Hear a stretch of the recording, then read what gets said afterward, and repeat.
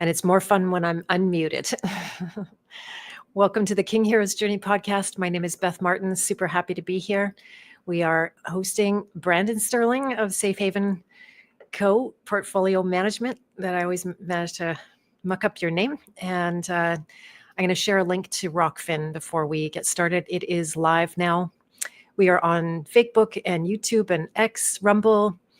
Looks like Vigilante TV is working, and I already mentioned Rokfin. Hello, Billington Bear. Nice to see you. Glad you're here. Welcome. So today we're going to talk about the tariff wars. And Brendan, whenever you're ready, do you want to give me a thumbs up? All right, there we go. So we're going to get started. Welcome, Brendan. Glad to have you here. Hello. It's good to be back. Yeah, really nice. I just got such a nice letter from somebody after I emailed out about the interview, and they said that they had a really good experience working with you. So that's always really great to hear. Oh, yeah. No, that's good. I've been stacking up my good reviews and testimonials, so it's good to see the fruition of that. Fantastic. So if you're new to the King Heroes Journey, this is a place I host those who are willing to quite often step outside of the mainstream. Now, the mainstream has become the alternative. We have a mainstream alternative now. And it's full of a lot of traps, sometimes much more difficult to see and deal with traps because you think you're in the truth and freedom movement, and therefore everything that they share is true. Well, where does all the media come from? Where does all the fear porn originate? Not from the alternative, but from the ones that push it in the media. And so when the tariff wars began, it was very interesting because some crazy things happened. And we'll get into it in more of the details, but I knew that I wanted to talk to you, Brandon, about this. If you're not familiar with him, he is the creator of Safe Haven Portfolio. And you can find him on this, what I think, I'm pretty sure is now a correct link to his YouTube channel. Do you want to verify that? Yeah, let me look. Okay, that sounds good. Or if anyone wants to click on that and just see that if it works. That is the link to my website, but yes, that is the right link for my website. This isn't the right link to your website? No, it is, I was saying. Okay, but the YouTube? YouTube. So my username is different. Now it's Brandon Sterling. It says Safe Haven. All right. If you could share that in the private chat here with me, and then I'll put that up. Sorry, I was only able to. I did change a bunch of stuff, but not my own notes, obviously. And so, yeah, if you're new to this channel and you feel to sub, especially on YouTube, I think I just hit over 1,000 subs. It took me an entire year to get back there. The channels are shadow banned, so if you feel to share this out and let people know about it, that would help a lot.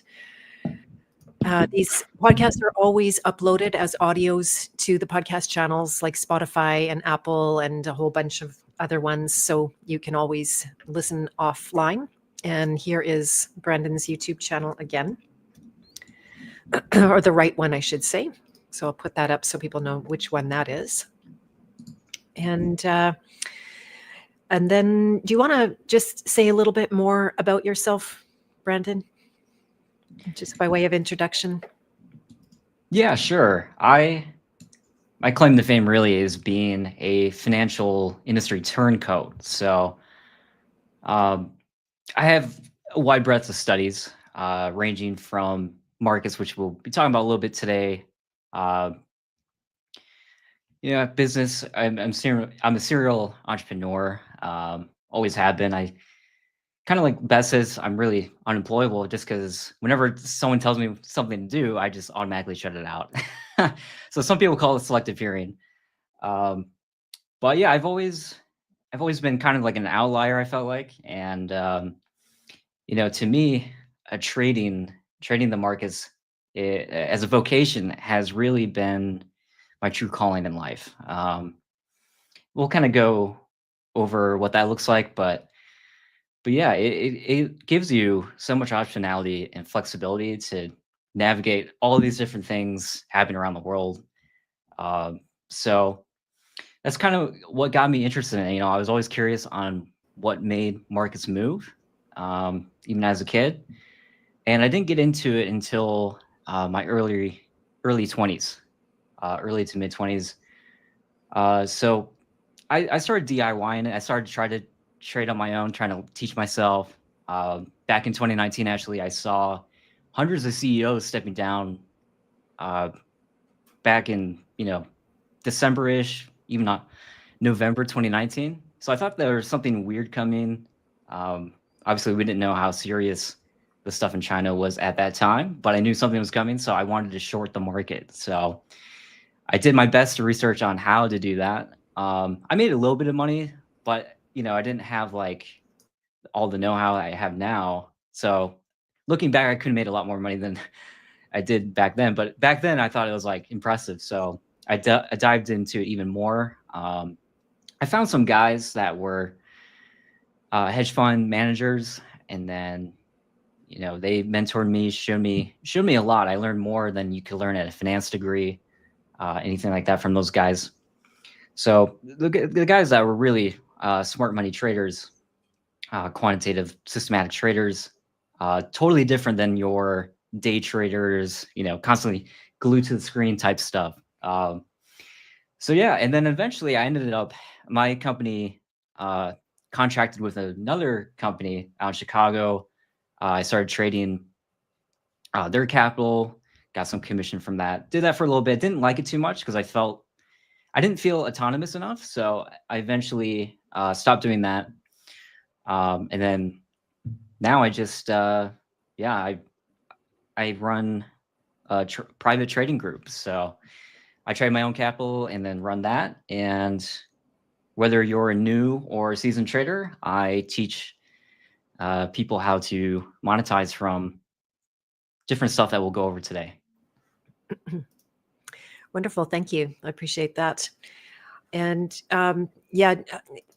being that outlier, it just right away reminded me of my son, who you couldn't tell him to do anything, not a thing, not even one thing, except what was really important. We did manage to negotiate on some basics around health and being well and stuff like that. But what I've noticed is that in me stepping back and not telling him to do stuff, he's done a lot. And he dove in and he went very deep the way that you did, of his own accord and of his own volition. So I have a lot of admiration and respect for that, for those outliers, definitely. You also were intimating, before we get into the tariff wars and what's really going on in the camouflage of that, let's talk about black swan events, which I assume you were noticing in 2019 before all the SHIT hit the fan. And then 2025 has been predicted as a year of black swans. So what do you see? What do you see? Hasn't every year been predicted to be a year of black swans? Right. Well, before we get into black swans, I'm assuming not everyone knows what that is. So black swan is basically an unforeseen event that causes shock and drops, typically in markets. So prime example, that would be 2020, of course, right? But even smaller ones, like let me try to think of one. Like the Fukushima crisis back in 2010s. That's a good example of one. But yeah, I mean, they happen all the time throughout history. Now, as a trader and investor, I do show people how to hedge their portfolios up for some kind of unforeseen event. So if the market does drop, you can actually make money on that and you won't lose your money in your portfolio. That's a whole nother thing. But yeah, 2025, everyone's sounding the alarms. I think the loudest screeches of, scary headlines are about tariffs right now, but, we're even talking about war and stuff like that. So yeah, we can get into that. But personally, I see actually a ton of opportunity, in the next decade, really, from what's getting shaped into the economy right now, actually. So that's kind of what I want to talk about today. The stuff that is kind of building up into that I'm seeing.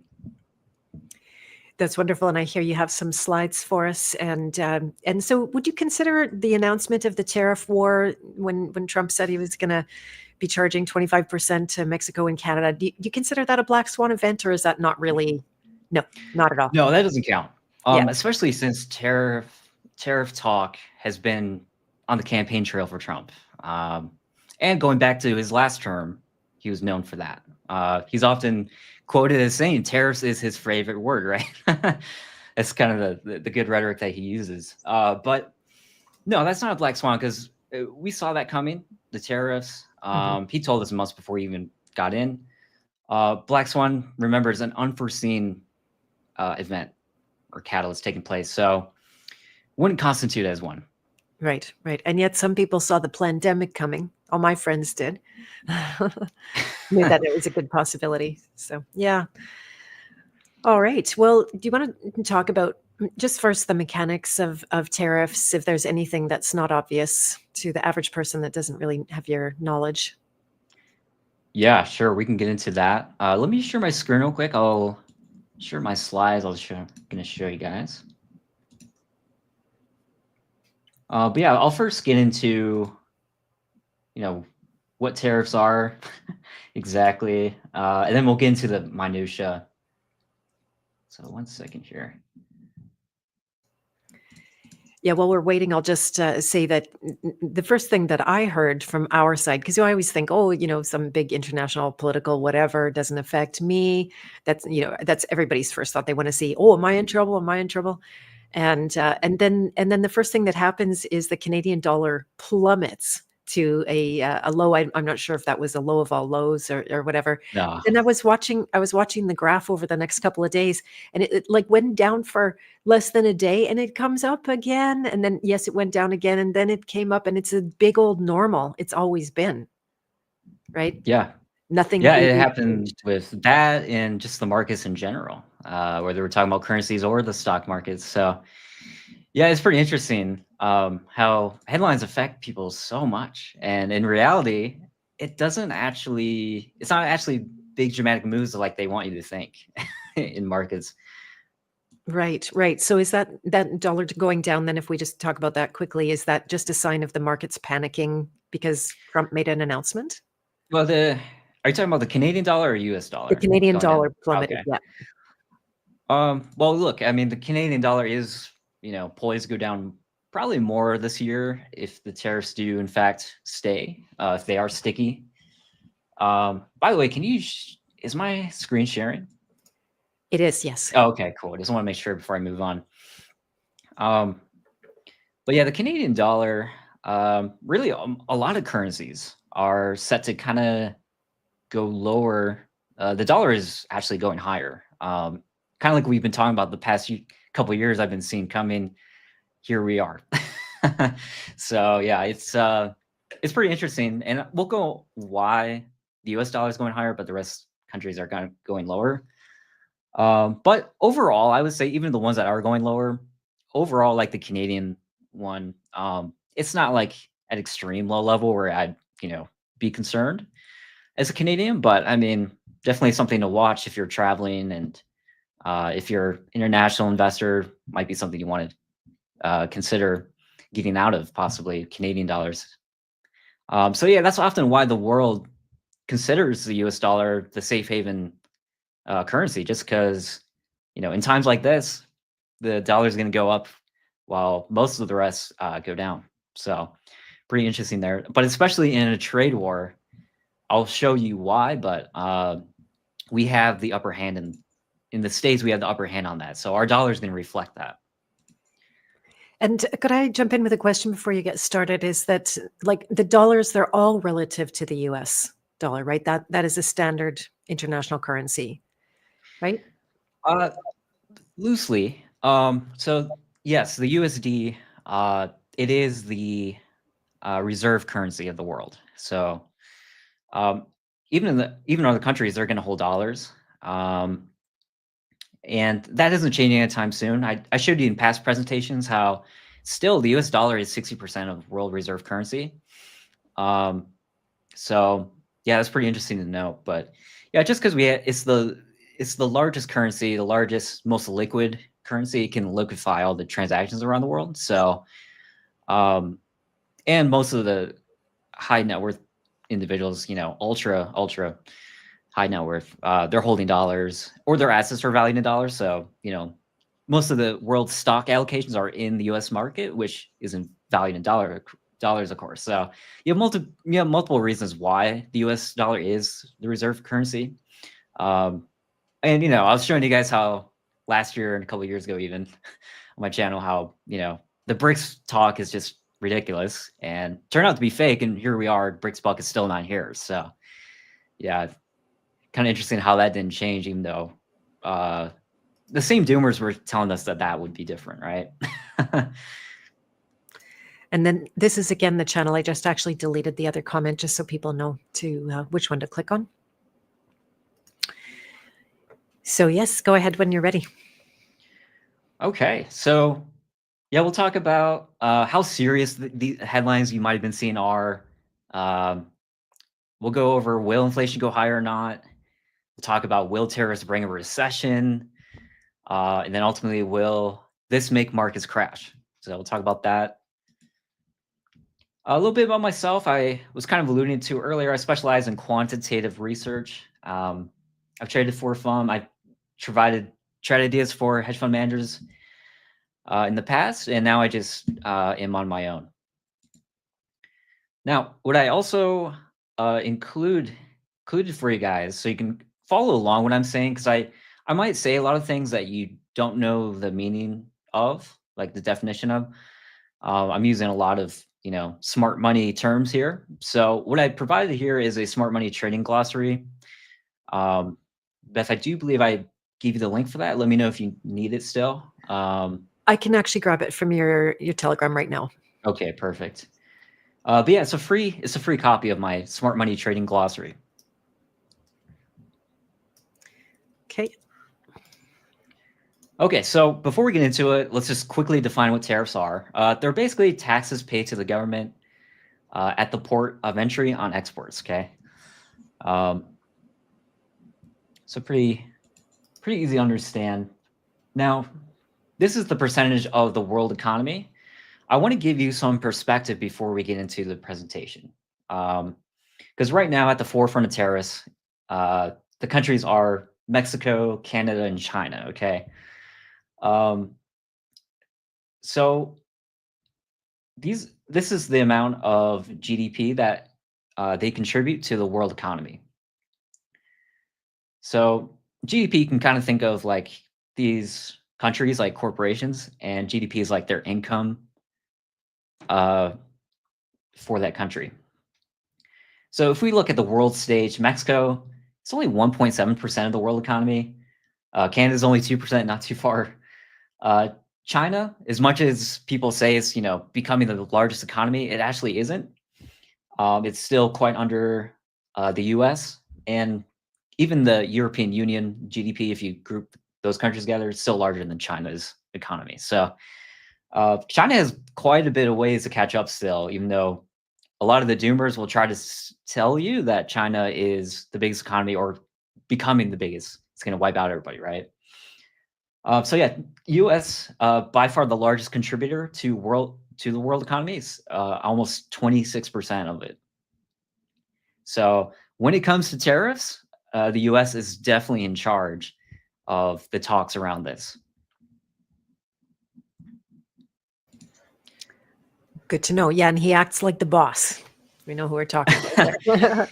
Yeah, he loves that role, doesn't he? Yeah. It's like watching The Apprentice every day. Yeah, exactly. Yeah, which is pretty funny because as a kid, I did enjoy that show, but who knew it turned into this, So Reality TV. There you go. yeah, so Yeah.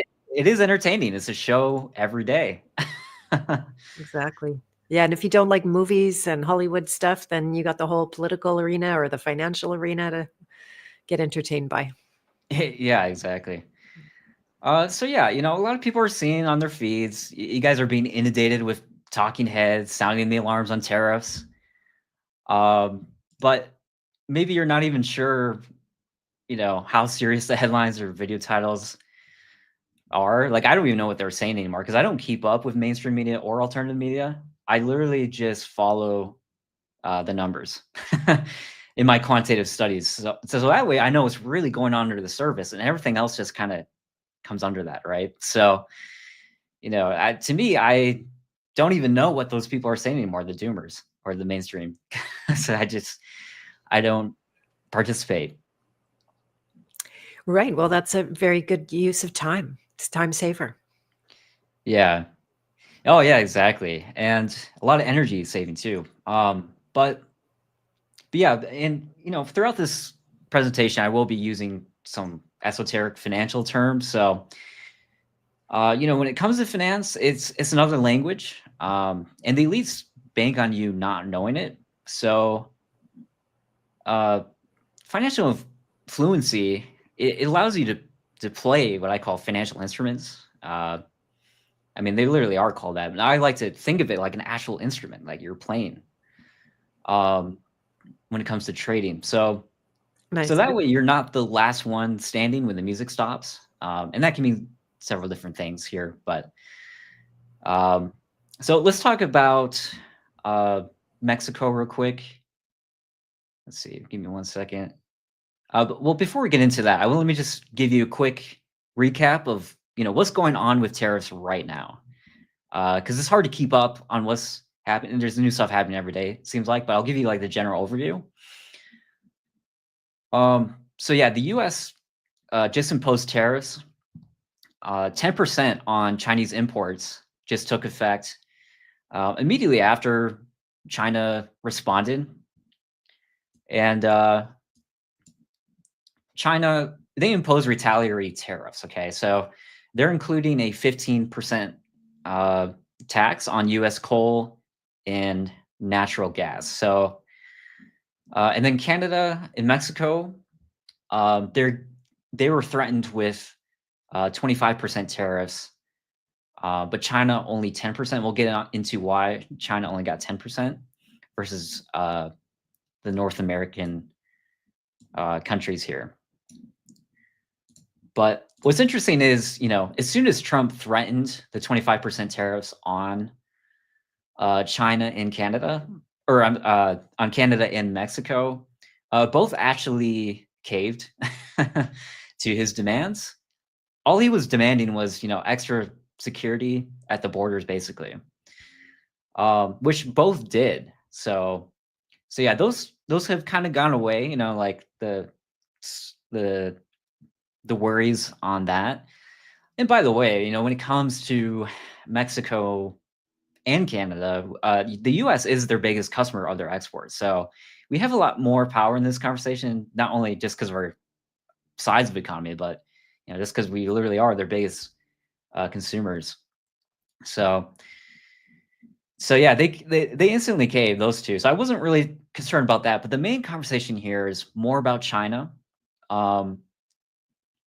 But yeah, Mexico got hit pretty bad before they even caved. So let me show you why, what they were seeing and why they caved so fast. Mexico's auto exports slipped by 13.7% from a year earlier in January 2025. So I'm showing it in this graph here, but it's been declining. There was a 5.8% decline in December. And this is actually the lowest level since 2022 for Mexico. And, this is affecting major export brands for car manufacturers. So, the American ones are actually manufacturing down in Mexico, obviously because it's cheaper. So yeah, General Motors, they're exporting almost 23% less cars. Nissan, 23%. Stellantis, they're down, negative almost 60% in exports, and then Volkswagen also down over 30%. And the United States was the main destination for these vehicle exports, and this is accounting for 83% of the total shipments. And Canada only got 10% of these. So Yeah, this was a big deal for Mexico, and so I'm not surprised that Mexico caved as soon as they did. Could I ask a question about that? So Yeah. once they cave, did Trump take the tariff off? Like, was it a bargain or negotiation? It's still not sure yet. He's still trying to hold some power still. He said he would delay them. So they're delayed for now, until March. But we'll see what often, and we'll talk about this, but Trump, um, he's you shouldn't believe what he's saying, but you should take what he's saying seriously, if that makes sense. So, his threats, they're really just negotiation tools. It's not like he's actually trying to retaliate against these countries. Um, he's not actually interested in trade stuff. He's actually just using trade to get what he wants somewhere else. And that being the border stuff right now. So it seems to have worked. So we'll see. I wouldn't be surprised if he does away with the tariffs next month. Right, right. Okay, so yeah, so Mexico and Canada were threatened with, much higher tariffs than China. Some people might be wondering why, because isn't Trump less friendly to China than those countries?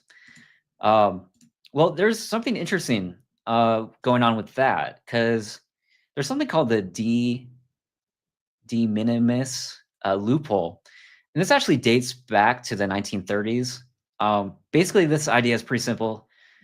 Think of it like this: if you want on vacation to Paris, you shouldn't have to file customs paperwork to ship some, little Eiffel Tower statue to friends back home.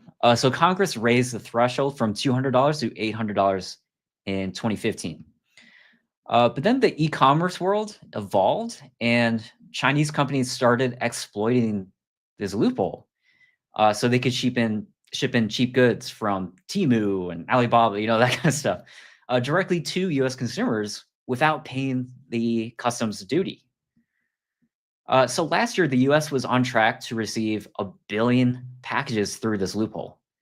No taxes, no custom slips, which is even worse. Illegal items were slipping through this loophole, like knockoffs on safe items from China.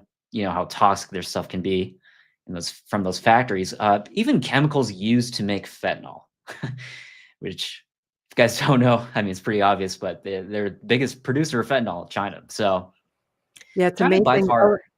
Huh? I was just going to say, all of the ingredients are legal to ship, which is can't think of a bigger loophole than that. Give me a break. Right. Yeah. Yeah, they really found it, didn't they? Yeah. Yeah. Um, There was a question, I don't know if you are going to come to it, but Jamin is asking about the steel tariff. Do you want to? yeah, I'm actually going to talk about that. Okay, great. Yeah. Good question. So yeah, so this is like affecting China more than people are realizing. So this minimus thing is a big deal. So I was mentioning how China was retaliating with their threat of Chinese natural gas tariff. But I want to give you guys some context, because if this is their version of retaliating, then it's really not effective. The world's biggest buyer of natural gas is actually China, and the biggest seller of natural gas is the U.S. So a levy in this context is essentially the same as a tariff. That's what China is imposing on U.S. Coal and natural gas imports. So when China imposes a 15% levy on these things, it basically means when Chinese companies want to buy U.S. coal or natural gas, they have to pay an extra 15% on top of the purchase price. So this makes U.S. energy exports 15% more expensive for Chinese buyers. But on the supply side, because remember, the U.S. is the biggest producer, seller of natural gas, U.S. natural gas output in the lower 48 states rose back in January to 105 barrels in February, or BCFD. I can't remember what the acronym is, but it's like a measurement of the output of natural gas. So it rose quite a bit in February, and it actually surpassed last month's in January 102 BCFD. And so this is actually setting a new record of natural gas production. So in the US, we're actually becoming more energy rich already, just with this new administration coming in. So even if we end up selling less natural gas to China, we actually have plenty of use cases for the natural gas for ourselves in areas of the economy and business that I'll later highlight. So right now, that's like the biggest threat from China is natural gas and the coal. I want to get into the coal next because we don't produce that much coal compared to natural gas. So yeah, China also threatened to impose tariffs on U.S. coal next week should the U.S. maintain its restrictions on China. However, the impact on thermal coal is actually pretty minimal, as U.S.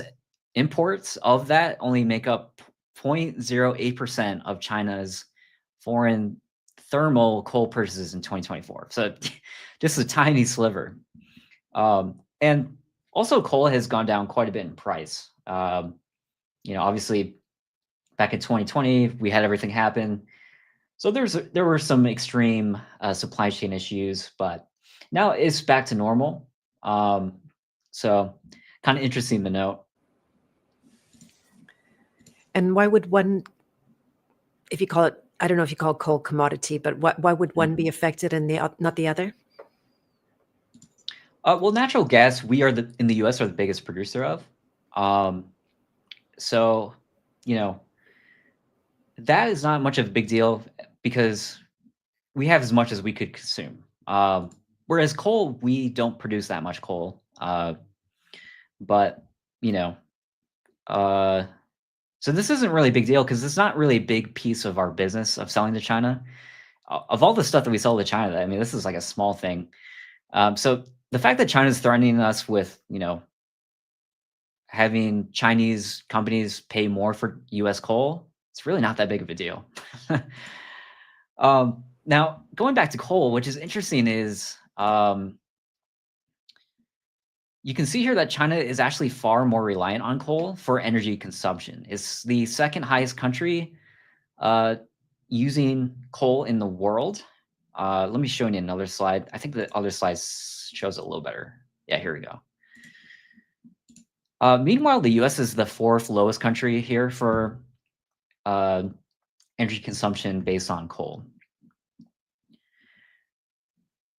So it makes sense that since we are the largest natural gas producer, we can use that for energy more so than coal. And now we're embracing more alternative energy sources, such as nuclear. And we really have to double down on nuclear the next few years just because it's the only power source really that has the capacity to power all these data centers that are being built with all this AI stuff. So yeah, it's kind of funny how that works, how, the Chinese retaliation really isn't that big of a deal. So if worst case scenario, the U.S. does not lift sanctions on China, it really wouldn't affect us as much as they would affect them. Now, another commodity being affected by this is aluminum. And this could actually negatively affect the U.S. more than China in this trade war. Morgan Stanley, the investment bank, notes that aluminum will actually bear the brunt of these tariffs. So it's used extensively in transportation, construction, packaging. Chemtrails. So the U.S. Yeah, yeah, that too. So the U.S. heavily relies on raw material aluminum imports, and they actually make up about 82% of our aluminum demand. So I guess that's one commodity headwind out of all of this tariff talk.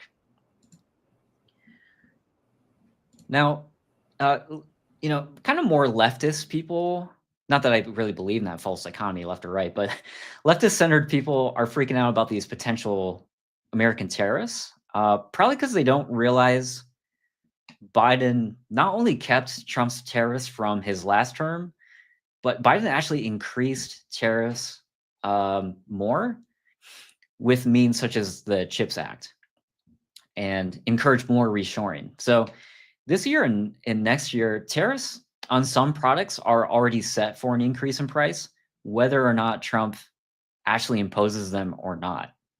And that's been going on since 2016.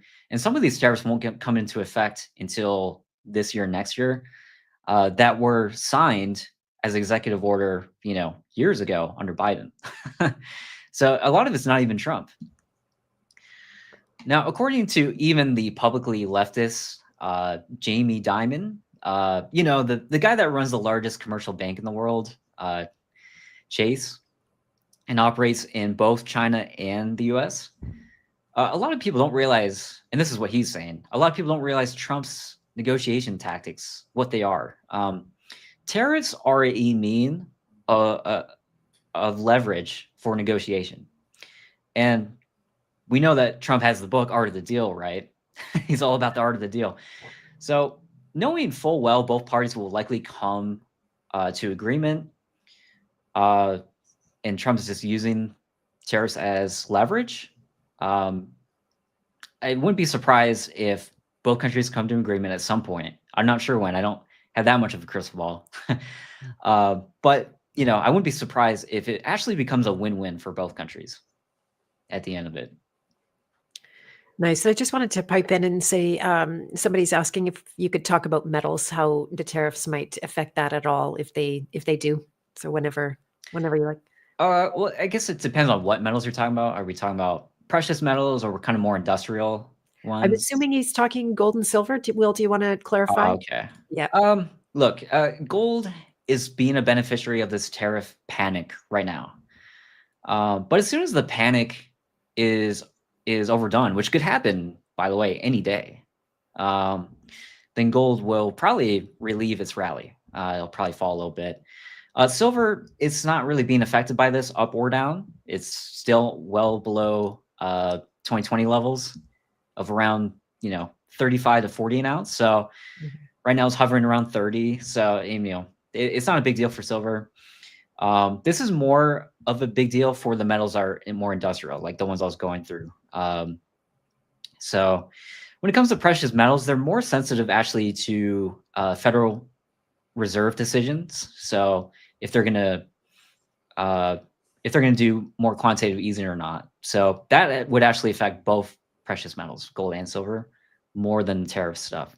Which, from what the Fed is saying and what I'm seeing, the Fed is not going to cut interest rates anymore anytime soon. When they do cut interest rates, that actually is bullish for precious metals, but we're not seeing that right now. So, yeah, when the world is in panic, gold is considered a safe haven asset. So that's oftentimes why, you'll see gold go up, during times of panic, which technically we are in right now, but on a world level. But based on everything I'm seeing, it's really, at least if you're in the US, it's really not that big of a deal.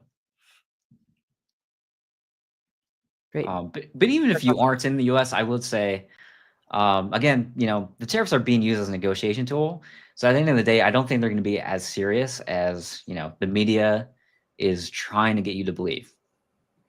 About metals in particular, are they propagandizing that we should run and buy them as usual, or? Yeah, because look, you're going to be overpaying, regardless. When you go to buy gold or silver, for that matter, the dealer is going to charge you, regardless if it's a good time to buy or not. The dealer is going to charge you, 10, 20% more than what it's actually worth. So just by default, you're already getting in at a bad price just based on the spread. And then when you go to sell it, same thing. They're going to charge you. They're going to give you 10, 20% less than what it's actually worth. So they can make a spread, right? Because they're running a business. So yeah, it's, it's, to me, right now, probably would you be buying at a high point? And I could be wrong about that, but, if you're buying gold out of fear, you shouldn't buy anything out of fear. You should only buy something if you have the means to. And when it comes to gold, it's really not that liquid. And then you had the dealer fees that I'm talking about earlier. So to me, I don't really see that much upside. Even if you did make a little return this year on gold, it's going to be cut out by the fees. Right. Yeah. Brandon, you've talked about this a lot in my past live streams that we've done as well. So yeah, there again. This is propaganda. This is grifting. This is everybody pushing this in the media that gold and silver are your safe haven for the, the apocalypse and the fall down of society that they keep Right.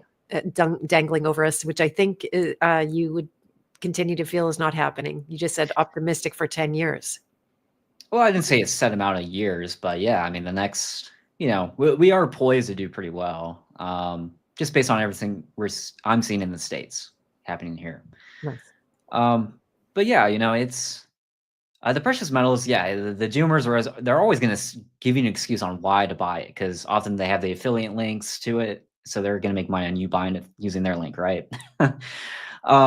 So whatever's happening, they're always going to give you a reason why to buy it. But looking back, and I've showed you guys before on Beth's show, gold in the long run, if you look back from 2010, it peaked, and then from 2010 to now finally you're getting a return if you bought then, but it's kind of dead money. And even if you go back from the 80s to 2000s, it was dead money for over 20 years. You actually had a negative return. So it happens all the time in gold's history, long periods of a loss or down years. So to me, in the long term, gold is actually pretty risky. Now, another thing is, let's say you do believe all this fear and panic that the media is trying to get you to believe, and the alternative media.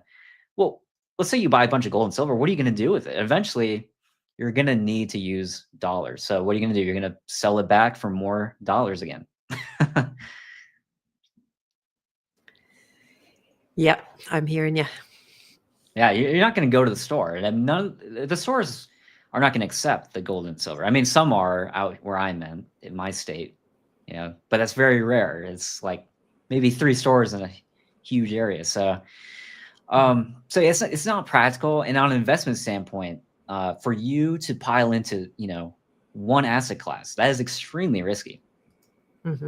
Exactly. And then when you think about the flip side of that apocalyptic society where we don't have the grocery store anymore, Yep. and you want a cow and all you have is gold, the farmer's going to look at that and go, I actually need chickens. And that guy has chickens. So yeah, I mean, let's assume the worst. Let's assume it is the end of the world. But let's remember, gold and silver is valued in dollars. Now, let's assume it's the end of the world. Well, the dollar is gone. So what's it valued in? It's whatever you think it is. And it might not be what the next guy think how much it's worth, right? So then it becomes an argument. And then, yeah, like you were saying, real tangible things that give you value, like cows or something like that, compared to a stack of gold. I mean, to me, at the end of the day, in an apocalypse scenario, a stack of precious metals is not going to do it. Bullets would be more practical, stuff like that. But anyways, ammunition, cigarettes, booze. What are you thinking about that though? I mean, that is just ridiculous. Every year I see this new thing that everyone's freaking out about. Well, nowadays it's every 2 months. We had this, and this is me, and I follow this too. If you do follow the mainstream media, what's going to happen is you're going to get sucked into the memory hole, and every 2 weeks you'll get this new thing to freak out about. Now, I'm not saying, bury your head in the sand, but I mean, come on, people. I mean, that's just ridiculous. Right. Yeah, we did a good stream on all the false doom predictions that have come down over the years, and none of them ever came true. And then the economic one, finally, I fell for that myself, and I did make some moves. One of them was very good, by the way. I got tricked into, not tricked, nobody tricked me, but bought crypto at the right time, and it worked so well for me. Just but it could have obviously gone any direction. Yeah. Oh, well, you got in early. It sounds like. Yeah, I did. Crypto is kind of like it's kind of like a Ponzi scheme where you get in and you hope someone will, get in at a higher point than you did, and then you can sell it to them. So, anyways, if you guys don't know, I'm a big crypto hater. I think it's completely artificial and fake. There's nothing backing it, but I mean, we've talked about it before, so I won't exhaust that point. No problem. But anyways, not to rip on people that have made money on it. If you have, that's great. However, most people didn't buy crypto until, the news starts talking about it, and usually by then it's too late. Kind of like this recent rally Bitcoin had after Trump won. Now that the tariffs are coming down the line, at least what people are thinking, crypto's actually gone down since that news came out. And I'll explain why, but good. So yeah, just remember Trump's recent words, or we should say rhetoric, versus actions. We can see that, one shouldn't take what he says too seriously, and he ends up appearing to compromise. A while he knew he would get there the whole time, like the end result, but that's just negotiation 101, right? Like if I'm going to buy something from someone, I can haggle them. I'm gonna first say a ridiculously low price, and then we'll kind of meet in the middle, right? And I knew that was gonna happen. That's what he's doing. Art of the deal. Yeah. Oh yeah, exactly. But anyways, yeah, people are convinced a trade war inherently means a bad economy due to inflation getting passed on to consumers.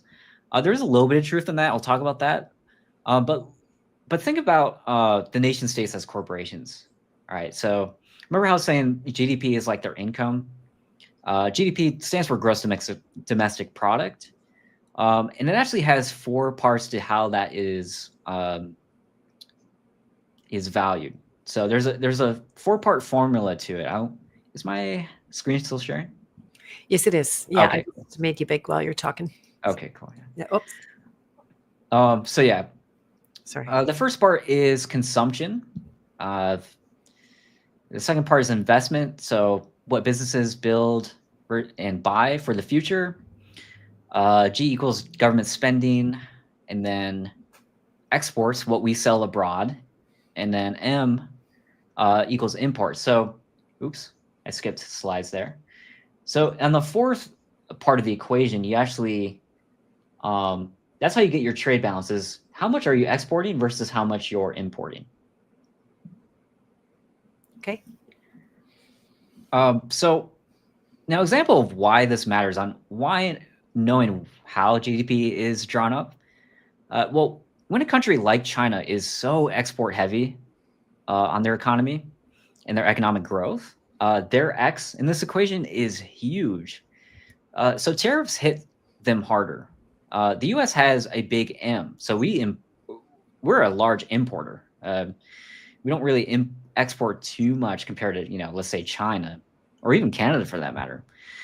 So shifting to domestic production could actually help U.S. GDP grow and change our trade balance more to the upside, because we don't import a lot or we don't export a lot compared to how much we import.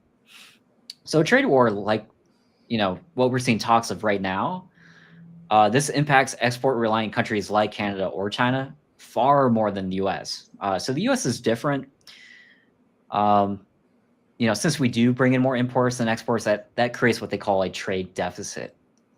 So when we play the trade war game, our manufacturing actually comes back alive. So that means our exports are going to go higher, and it's going to be more in line with the amount of imports that we have. So do you think that's their underlying strategy? They know that, and that's what they're doing? Okay. Yes. Yeah. Now, you might have remembered I can't remember which show it was, Beth, but we've had so many. But the one where I was talking about how globalization is coming to an end, that is what you're seeing in real time. The U.S. is becoming more in isolation. It's becoming more isolationist because we're starting to realize we don't need the rest of the world. Yeah. Yeah, that's good. And that just flies right in the face of that, again, narrative. Watch for the globalist, Mr. Globalist, and the global currency. My gosh. We did a good stream on that, why the global currency is not going to happen. Yeah. Well, it's funny the alternative media talks about that now, when that was more a phenomenon back after World War II until, the last few years. But from then to then, sure, there's some truth in that. But, just based on how the demography is in the world and everything going on, we're going to see the U.S. start to become a lot more isolationist. we have a lot of resources here, and we're in a very strategic location. We have both the Atlantic and the Pacific. So there's a lot of reasons, and our population growth isn't declining as much as China or Japan or any of those. So it's kind of interesting. We're poised to do quite well compared to those guys. Nice. Now, business in the U.S. consists of either services or manufacturers. Those are your two type of businesses, really of any nation state. So a byproduct of globalization, of supply chains and outsourcing of lower skill labor. So Trump is actually prioritizing manufacturing for the U.S., not to slight China or the neighboring countries. Very good. Because of course, it's pretty obvious. Most of the U.S. companies, they have been manufacturing in countries like China. Very good. Now, show the screen again. Yeah, what I have pulled up is the United States inflation rate, the CPI. Now, looking back at 2018, let's see, over here, the tariffs that Trump imposed last term actually led to lower inflation. In the increased American manufacturing, more government revenue, and more job creation. So U.S. inflation fell from 2.1% in January 2018 to 1.6% in January 2019. Now, what's interesting is where we are right now, we're actually at 3% exactly right now, as of today. The inflation rate came out today. Now, of course, I hear the naysayers saying, well, you can't believe the inflation rate, blah, blah, blah. Because my grocery bill is, double, triple. Look, I'm not denying that, but you have to realize a lot of that's artificial inflation from the company that's selling it to you. So the way that the U.S. measures inflation is a lot different. It's more on energy, which gas prices have gone down. So that's why you kind of saw inflation chill out from 2023 till now. But it's still higher than what the Federal Reserve wants. So they're not going to cut interest rates. They're going to keep them where they're at for a while, just so they're hoping that we can get to lower inflation. Although it hasn't been quite as effective as they want it to be. So yeah, as much as people are getting excited about lower interest rates, I am just not seeing it.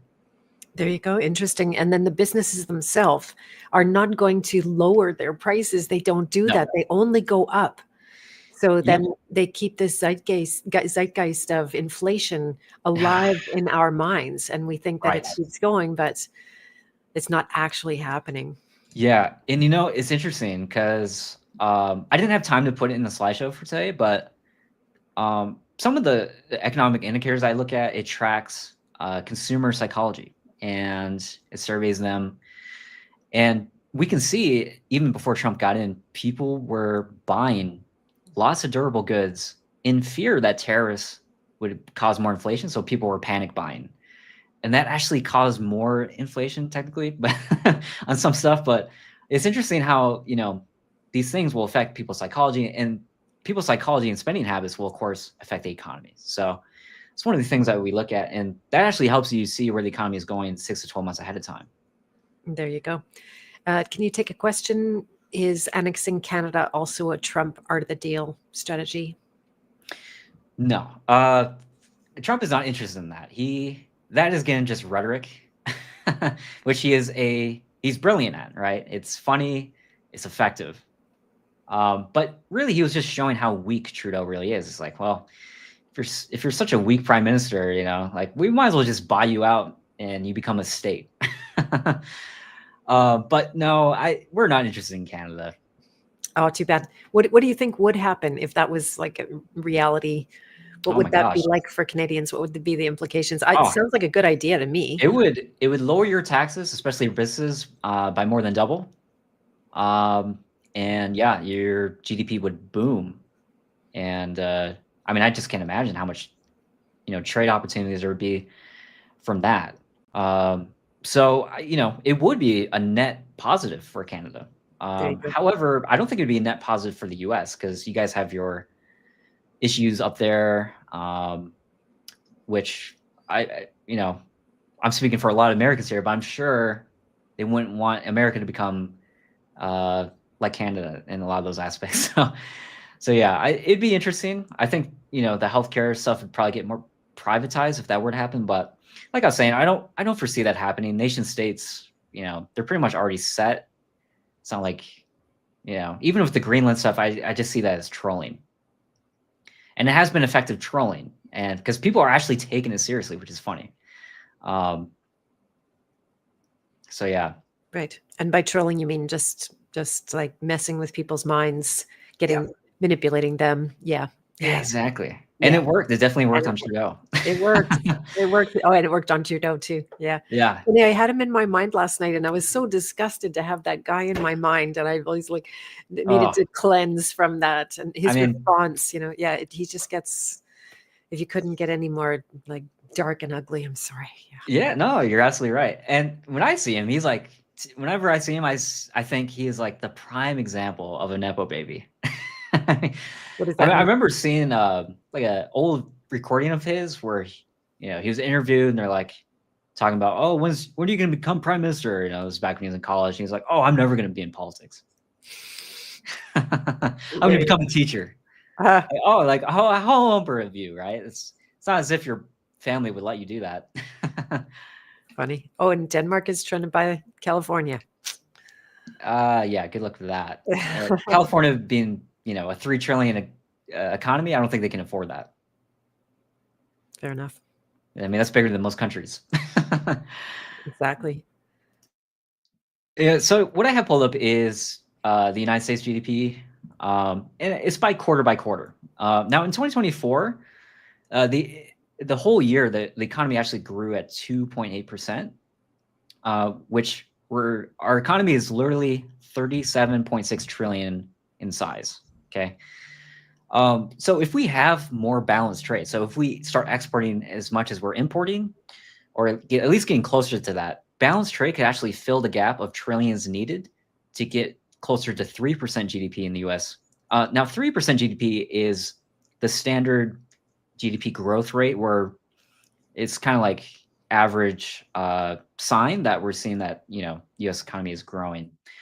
Even, if any of these are blue, technically the economy is growing, but ideally we like to get at close to 3% on average, just because historically that's like the mean. So yeah, when the talking heads are talking about recession, or even depression, now let's remember, to constitute a recession, you actually need 2 consecutive quarters of negative GDP. The last negative GDP quarter that we had was actually in Q1 2022. And it only lasted for 1 quarter, then went back to growth ever since. So the last recession we had was technically during COVID, back in 2020. It quickly rebounded though, just because of that pent-up demand stuff. But yeah, we are nowhere near a negative GDP growth rate for any recent quarters. So there's no sign of recession. There you go.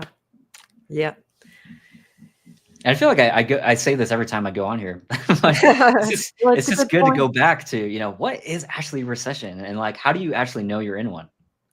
It was one of the reasons I wanted to have you on now, is because, it's over time. Your message really hasn't changed that much. And then I just keep comparing it to what I'm hearing in the narrative. And this is just sobering. People need to understand and stop acting like we're at the end of the world, I think. Yeah. It's interesting because, I have a YouTube channel, but I'm not like a full-time YouTuber. Like I'll post something and then disappear for a few months. Just because like often what I say, is good for a long time. I'm thinking, long time horizons often when I talk about my outlooks on stuff. So even when I went on your show, a lot of the stuff is aging like fine wine. Even my recent videos. But yeah, it's, I'm not saying I have a crystal ball, but it's not that I'm special. I don't pay attention to mainstream media, and I just look at the underlying numbers. Yeah. Yeah. There you go. Yeah. You're just looking at the facts. Yeah. Now back to tariffs. Were you saying something though? Oh, I was just gonna make a plug for, people can literally Oh, get drunk on their emotions and especially yeah. fear, all of them. And then so, if you make decisions and view the world through that lens of fear, then you are really vulnerable to all of those messages. But if you decide to go through and get past and let go about your fear, then you can look at the facts as they are. Oh, yeah, absolutely. Um, it's kind of like that double slit experiment thing where it's like what you perceive will exist, kind of. I mean, that's kind of like how it is. If you follow the doomers all the time and you're just waiting for the next drop to happen because you want to be right so bad, or you just live in fear in general. You're not going to be able to get out of that easily. In fact, with that kind of mindset, I'm not sure, but I'm pretty sure that's if you do fall into that, it's not serving you too well. Indeed. Indeed. Yeah, not the best decisions. I'm looking back at all my fear purchases from the 2021, 23. Oh my gosh, yeah. So many people can go back to that, during those years and think, man, how many of those panic decisions did I make? And I saw some people make some extreme financial decisions, Mhm. all out of fear, and it turned out to be a big nothing burger, right? Yeah, like CBDC, for example, or anything else that we've talked about, Beth. Yeah. But anyways, now back to tariffs. Now, even if this all does go away, the tariff talk that Trump is threatening, China, they are using workarounds. So they're using other countries like Malaysia basically to manufacture stuff in. So it's like a loophole. Technically, it's still China. It's kind of complicated, but they do it as a loophole to get out of the US tariffs. But Trump is very aware of this. And he's talking about putting sanctions on more countries. So more countries in Asia and more tariffs on the EU is probably coming, or at least threats of them. Yeah, I heard he doesn't like the EU or something and called them down. Yeah, because our trade imbalance with them is pretty bad as well. So the work isn't over yet, and I actually think this is a net positive for the U.S. because China also uses the EU as a loophole to get around U.S. tariffs, and that is going to come to an end because it's not good. Because not only because of tariffs and all that, but like also China steals intellectual property all the time from whoever they want, and they get away with it. So I mean, this is really going to be good for business internationally. Great.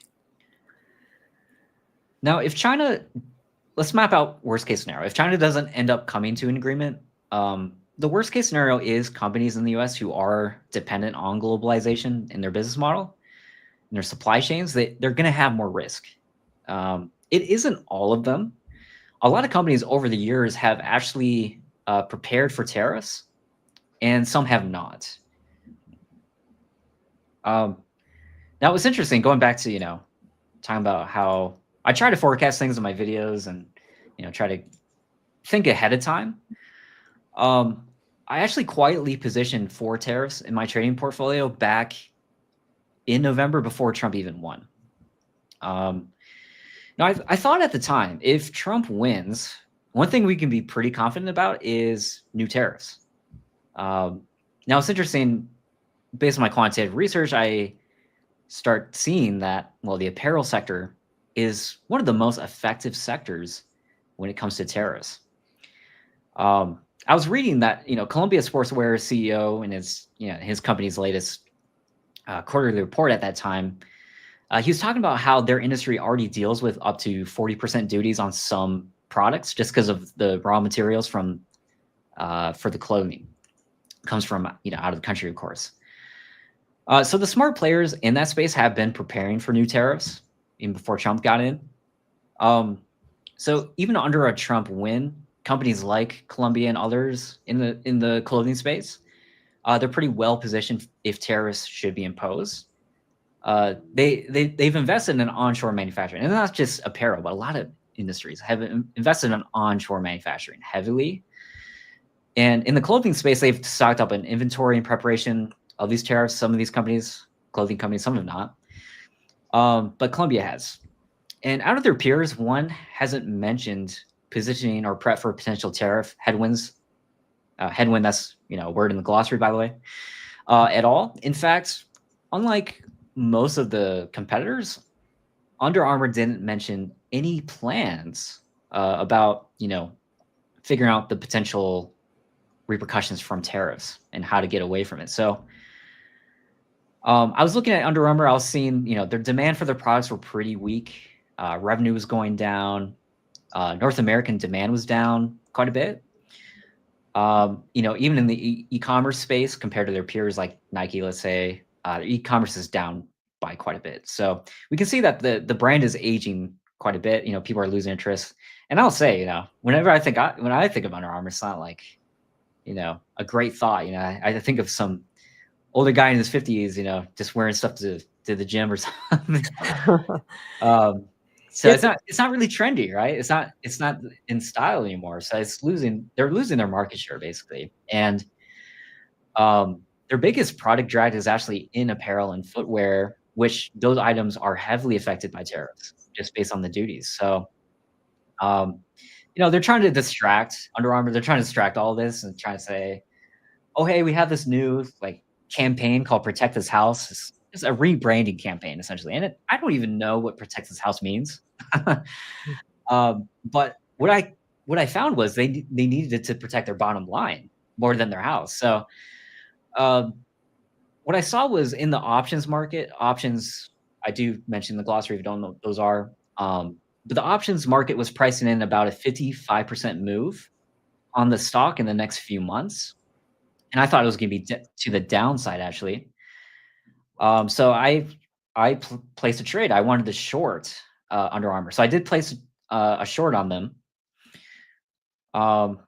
Because I outlined, I expected a 55% move in the stock down. And then on November 7th, the company actually reported positive earnings for Q3 of 2023. But I'm always thinking a few months ahead. So the stock rallied after that earnings report in Q3 of 2024. But with the macro headwinds of tariffs coming, I thought it would be the perfect time to short it when it was rallying after the positive report. Because I thought in my head, I was thinking, well, this is going to be their last time of reporting positive earnings for a while, possibly, right? So I want to be able to monetize on that. So months later, this headline comes out. Under Armour among the footwear apparel stocks affected by China tariffs. Ooh, who could have seen that coming, right? So this is a few months later, back in February 7th. I placed a trade back in November 7th. And I want to show you something. And I'm not trying to be a braggart here, but I'm trying to show you, regardless of all the headlines and the fear around tariffs and stuff, you can actually benefit from stuff like this.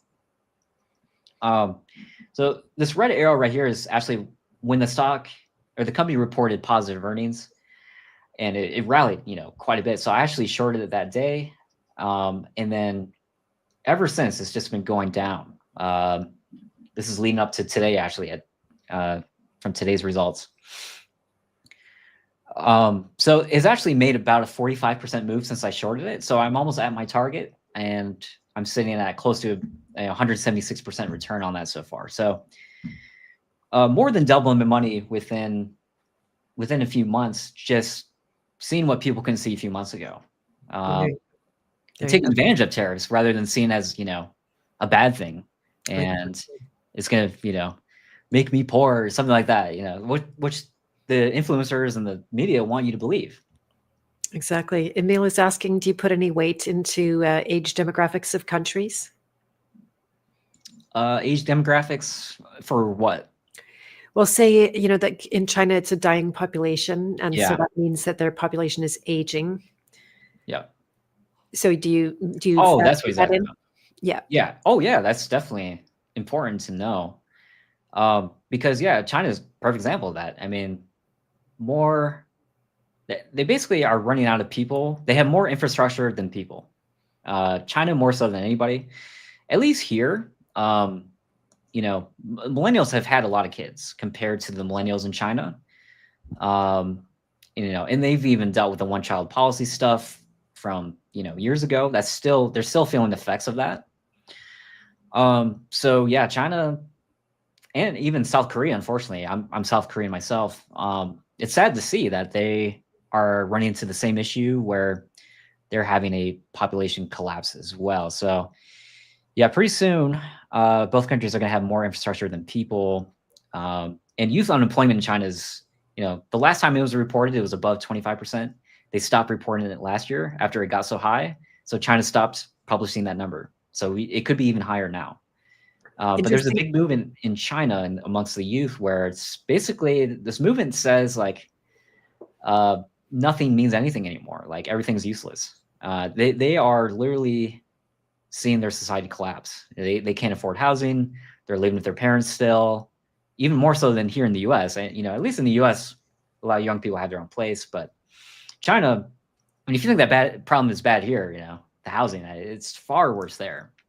And I was at this yeah. store the other day. Just a quick anecdote that there was a Chinese man. He seemed to be pushing ahead of me, and then he says, "Are you in line?" And I'm like, "Yes, I am in line." And then I thought, you know what, just be friendly and chat with him. And I said, "Why did you come to Canada?" I'm not being mean or anything like that. I just wanted to know. And he said, "Because the population is dying." No, he didn't. He meant the diminishment of the. So he knew the implications of all of this. I mean, when people are disappearing, you think housing would get better, but that's a whole other kind of a market. Yeah, and what's scary is for China is real estate amongst that society is their biggest investment. They have a stock market, but it's not like ours. Like in our stock market in Canada as well, retirement accounts are always contributing to it. So like that's a big reason why markets are, in a long time span, they're continually going up just because more and more money is being added to it constantly. Whereas China, they don't have pensions or anything like that. Retirement accounts don't exist. So it's pure speculation, and Chinese companies are kind of shitty. So their own people don't even invest in it. They invest in real estate. Chinese people love tangible stuff, so they love real estate. They love gold.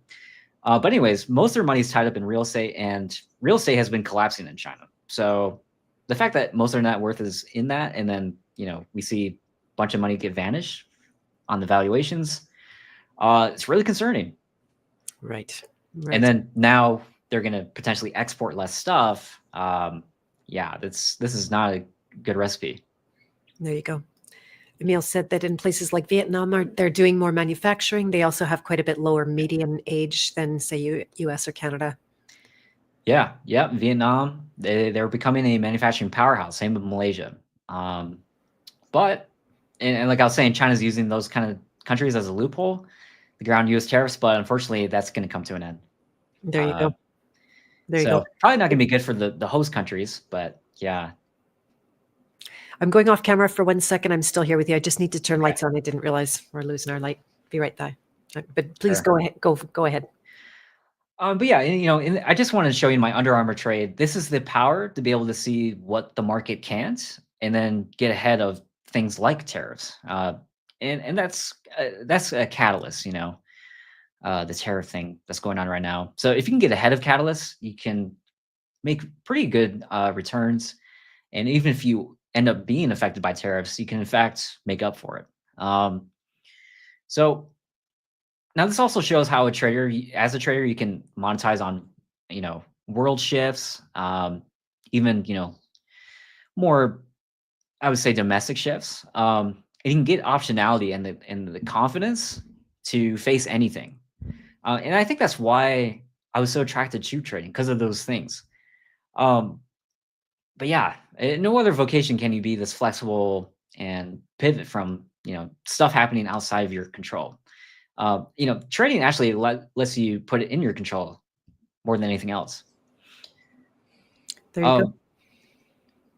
So yeah, now more than ever, just because I was saying, some companies in the U.S. are prepared for tariffs, some are not. Now more than ever, in the markets, this has become what's called a stock pickers market, meaning, if you're good at finding, good stocks, it's going to serve you well compared to just buying, like a general index.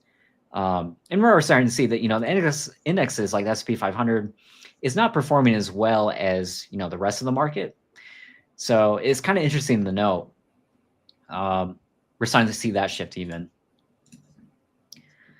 Let's see. Oh yeah, and that's the day that you outperformed Bitcoin. Well, a lot of my trades outperformed Bitcoin. But I just remember an announcement on the Yeah, organic farming. Yeah. I just thought I would throw that one out there because, like, most people when they hear trading, they're not thinking of organic egg companies, right? They're thinking like, I don't know, maybe like a Tesla or Nvidia or something. I don't know. But it actually segues nicely into my next point. So yeah, I'll talk about the egg thing a little bit because I think it's interesting. Mm-hmm. But yeah, our manufacturing has obviously been offshore for a while here in the US. Like I was saying earlier, we use the world for lower level labor, and we prioritize more white collar roles, especially in education. So we forgot as a society how to produce ourselves. However, the services sector, because remember, there's two types of services. There's either or businesses. There's services or manufacturers. Well, the services sector got too oversaturated. So services, it can be as non-tangible as a lawyer sending over a contract, right? Not real goods being produced. So we're actually seeing growth in the service sector, which is 80% of the economy in the US, going lower these last couple of months, while manufacturing is growing for the first time in 2 years.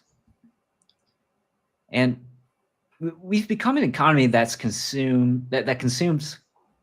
Yeah, let me re-say that. A little bit of word salads mix me up. We've become an economy that consumes more than creates. So the world is starved of beauty, and it's even seeping into the economy. So if we prioritize beauty, by default, we get a renaissance, and not an industrial revolution, but back to what really matters to us. Otherwise, what is this all for, right? So at the end of the day, the doomers and mainstream media, they'll tell you how bad all of this tariff stuff is for the economy, and they'll even hit a recession.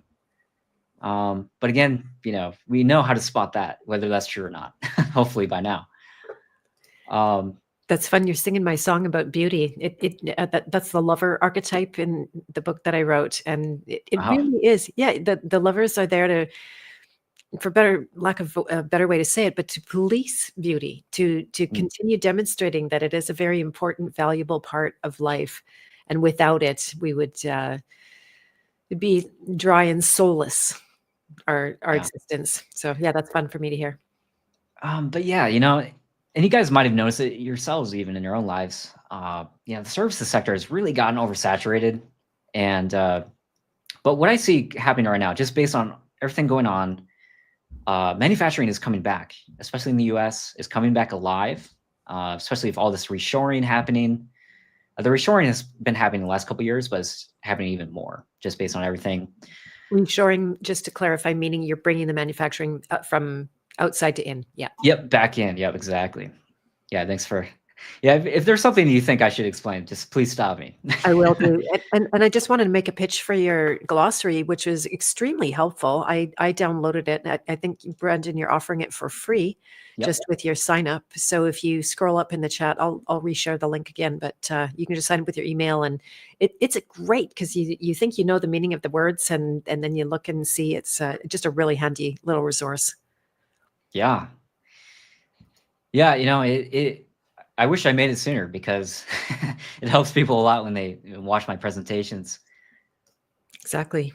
But yeah, let's talk about my egg trade because again, a lot of people, they associate the stock market with these evil companies, these woke evil companies, which we talked about in our last episode, Beth, how the woke stuff was becoming punished by smart money, and we certainly saw that happen even after our show. Now everyone's talking about the golden age, right? Now that woke is out, it's become uncool. But yeah, the next thing I see is manufacturing coming back, and back to a society focusing more on beauty. So that involves us creating more, and in the manufacturing space, of course, can benefit from us being more interested in stuff like that. So in the manufacturing space, you have a lot of interesting, younger companies with innovation, fresh ideas coming into play. So one of them is called Vital Farms. And it's actually one of my most recent trades that outperformed Bitcoin. Now, it's pretty on when you're trading options, you can get easily over 100% returns a lot of times. Now, you can also lose 100%. That's worst case scenario, but the goal is your wins can make more than 100%, right? So in this trade, I'll show you how that happened. But yeah, essentially, Vital Farms, you might have seen them in the stores if you are in the US. They really honed in on marketing organic pasture raised, which even with me, I'm a health nut, right? And me knowing that the USDA organic label, it's a government label, right? So even then you can't completely trust it. And even with this brand, I don't buy it just because I know that they don't, let's just say they don't not feed their chickens soy, right? Whereas where I get my eggs, I know they don't feed them soy. It's natural as possible. So anyways, but this player was interesting because it's really the only healthy player in their space, and they've just been killing it the last couple of years. Could I ask you a quick question? Yes, go ahead. When you invest, are you considering the like you said that they include soy? So is that do you factor that in? Would you be looking for the say you decided that for some reason eggs weren't healthy? Psst, they aren't. Yeah. Would you still invest in them? Well, here's the thing. And technically, I didn't invest in this company. I traded it. Investing is like you're holding on for a year or more. Typically, trading is going to be less than a year time frame. And my time frame is 90 to 120 days. Typically, that's like the sweet spot for options. There's certain reasons why, but no, I traded this company just because I saw they're bringing innovation to their space compared to older companies kind of making unhealthier foods. Plus, we've seen stuff with like the Maha Make America Healthy stuff kind of become trendy. Oh, that's what that means. Oh man. I can't. Yeah. It's kind of funny. I joke with my friends, like I was Maha before it was a thing, years ago. But now everyone's talking about it. But anyways, so Vital Farms, I just saw, their financials are really, really strong, and they're a unique player in the space. Now I did know, a risk to the trade was that we would see some type of flu outbreak for birds. Now it wasn't until I got out of the trade that happened, but. I thought that was kind of interesting to know. But I was anticipating that they're going to grow even more and report more earnings just based on different things that we look at in my group. But sure enough, I invested it back, or I traded it back in December or even late November, I think, somewhere around there. And then this press release came out. The company said, "Hey, we're on track to deliver strong growth in 2025 with key investments." Basically, they're building out their own supply chain. They're really smart where they're not like a big food manufacturer. They actually they have an interesting business model where they team up with family farms all across the country, and they buy their eggs from them, and they're basically just marketing and selling them to stores on behalf of the family farms. So their supply chain was actually just little family farms, but now they're trying to make their own farm infrastructure. So anyways, I saw that they're working on that last year. So I thought this was interesting. And then earlier this year, they say, hey, we're on track because of our investments in the supply chain and farm network expansion. So I bought the stock down here, or I didn't buy the stock. I actually bought options, which is different than actually buying stock. Options is kind of interesting. It's in the derivatives market. You guys might have heard of derivatives before, but derivatives, you're just trading the movement of the stock. You're not actually trading the stock itself, which is interesting. So you can get bigger returns with that with a lot less risk.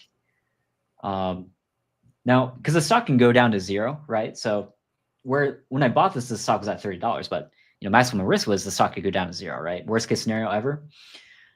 If I just traded the stock, if I bought stock, try to sell it later at a higher point. Whereas with derivatives, I, if the stock does dip below a certain point, I can't lose any more money.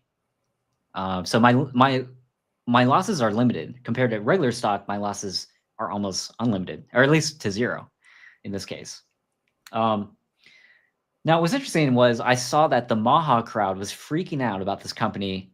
There were some rumors that they were being sued by the FDA, being circulated on social media, and then the health nuts also found out that their feeding practices for the chickens weren't up to their standard. They were saying they feed them soy, right? The company actually later came out to say this was not true. But anyways, while everyone's freaking out, the Maha space was freaking out, I saw this as an opportunity. I thought the stock was bottoming, and also I thought it was poised to grow more. So I bought it back here, back late November, and it really was close to the bottom. There's several reasons how we calculate this in my group, but anyways. And then on the second circle is where I sold it. This was back in January. So the stock actually moved about a 50% move in just a matter of a couple months. And now the stock might have moved 50% up, but in options, you can make more than the stock moves. So I actually made over a 300% return in literally just 2 months. And that outperformed Bitcoin's performance last year over year, where Bitcoin, it got about 100, don't quote me on this exactly, but I think it was about 150% gain. So I more than doubled Bitcoin's performance on just one trade, right? This is just showing you the power of derivatives versus, buying stock or buying Bitcoin or anything like that. Nice. So that's kind of a fun trade I thought I'd throw it in because it's something, it's a company that's making something real, right? And something interesting, something healthy compared to, the eggs you would buy at Walmart, right? So I just want to show you like the wide breadth. We don't have to trade pharma or big tech or anything like that. In fact, I stay away from those just because, especially in big tech lately, I think a lot of the stocks have been overvalued. I made a video about that back in summer, and that turned out to be quite prophetic. But yeah, I love finding young, interesting companies like this. Nice. And just back to the eggs for a second, because they had the new coof, if we call it, in code, and they targeted the birds. They did on it. Do you think that's a direct hit on the financial markets, or?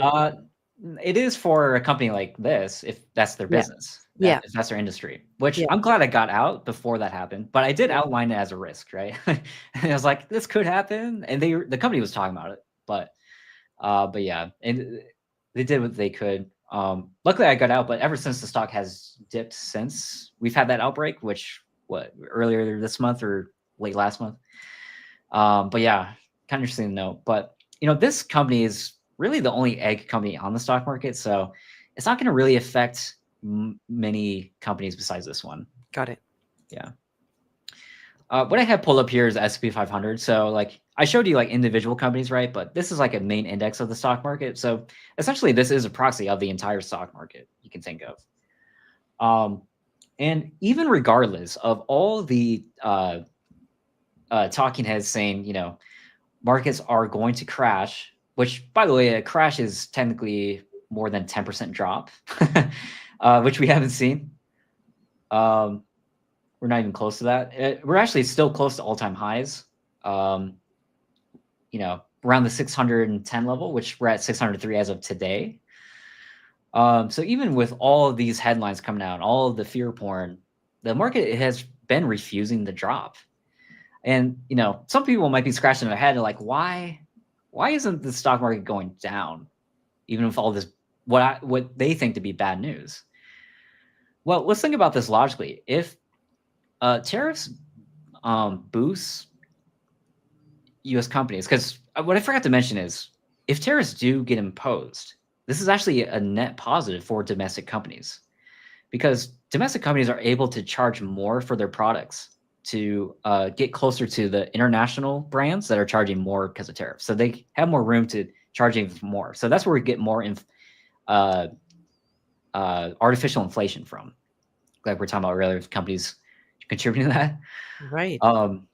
But that actually makes the U.S. companies more profitable if tariffs are going to come into play, because they can do that. So that on top of extra income from the tariffs, a GDP in that scenario would grow, and there definitely would be no recession. So with all that considered, wouldn't that be bullish for the stock market? Since this right here, the S&P 500, it is a proxy of where hedge fund managers think US GDP is going in the next year or two.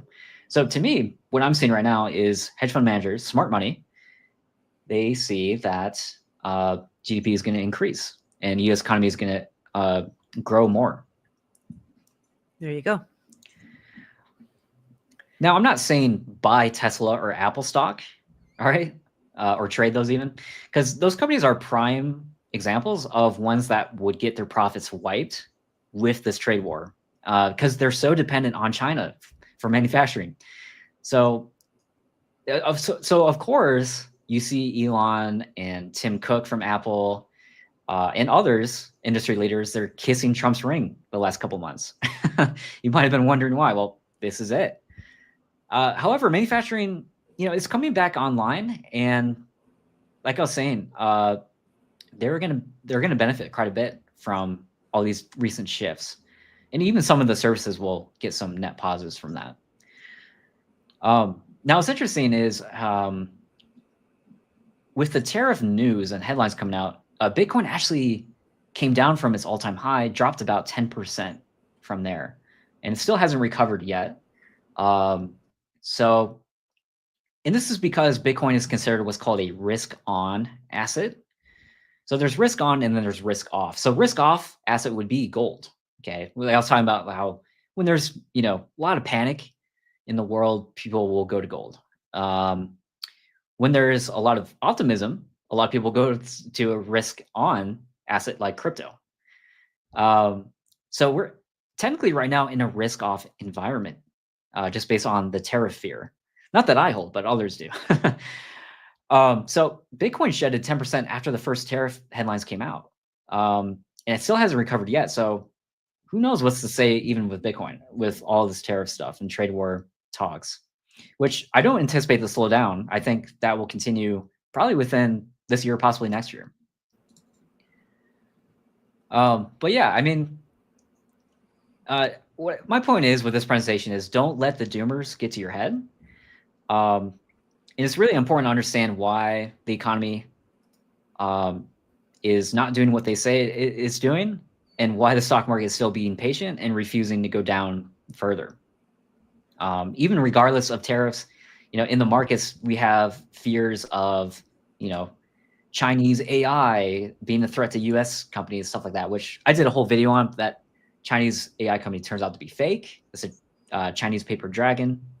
Even if it is real, though, like they say it is an actual threat to US AI companies, which people are saying, well, that means, the stock market will drop because US AI companies are worthless now because of this Chinese firm, DeepSeek. But what I've come to find is actually, if DeepSeek was legit, as they say they are, it would actually benefit US companies, especially chip makers. So it's kind of interesting. No, it would still be a net positive for the US. So yeah, between those headlines and the tariff headlines, the stock market is still being patient and it's refusing to go down further.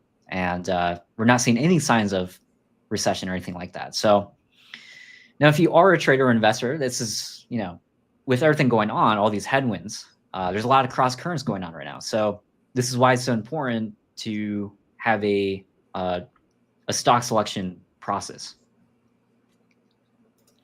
So, don't let 1 or 2 day market swings, like what we had right here on this, I don't know if you can see my mouse, but this like bar, this recent low bar here on the chart that I'm showing, that was the tariff panic.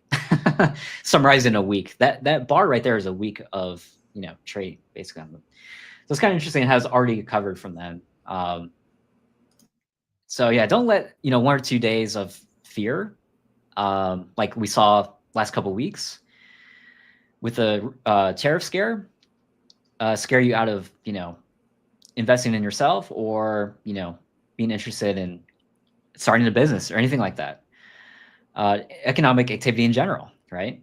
Because yeah, things rebound, and this tariff talk could just be a negotiation tool, like I've been saying. So could just be a big nothing burger. There you go. Great presentation. So yeah, you can find Brandon there on Instagram and on YouTube, and also X. I know you're over there. Yeah. Yeah. Yeah, I barely post on X, but I should more. Yeah, I post a little bit. I don't know. I seem pretty shadow banned everywhere. If it is that, or I just can't get traction my whole life on. I've got a decent number of followers, but yeah, markets are never wrong. Opinions often are. There you go. Yeah. I mean, it's just like nature, right? I mean, nature just exists. It just is. But, with our science, we try to rationalize everything. And every couple hundred years, we change. So it's kind of like that in markets where, opinions are often very different than what's actually happening on the underlying reality. So what would it have to look like for like all the markets to go to zero and to have the big depression and everything fall apart? What would that actually have to like? Yeah, what would that look like? That at this point it would be, a prolonged thing like we saw in 2020, or outright world war. Which the world war is a little. I'm extremely doubtful on that, just because war has changed a lot. We're really in sixth generational warfare right now. It went from fifth to sixth. So now it's just all drones, autonomous, remote control stuff. It's not boots on the ground. And frankly, they don't need to do war anymore, especially with how the nation states are set up. So to me, I'm not convinced of that, but we'll see. Mm-hmm. But that's what it would take, essentially. Depression, you would need a lot of consecutive months of negative GDP, more than two, to be a natural depression. So right. There you go. Good. Well, it's always been comforting to talk to you. But for 5 minutes, if I see any signs, I would Yeah. definitely let you guys know. Like, hey, I'm seeing this come down the pipeline in 6 months from now. Exactly. Yeah, your Telegram is the first place I go. Oh, Brandon's not panicking. That means there's probably nothing going on. So. Yeah, I mean, you should usually picture me laughing at most of this stuff, because yeah, it's it's definitely overplayed. But unfortunately, it works. Fear works. I think we've talked about that before. But as soon as you can get out of that fight or flight thinking, man, you start to see things clearly. Right, exactly. Yeah, you're a professional pattern hunter like I am, and other people are in different arenas. So it speaks a lot for itself. This is your Telegram channel where I know there's good people in discussions there, and Brandon posts quite a lot. So you can click that link and go join. So anything else that you'd like to share about? That's it for the slides. But, Yeah, good. I don't know if you guys had questions or what, but yeah, that's pretty much all you need to know about tariffs right now.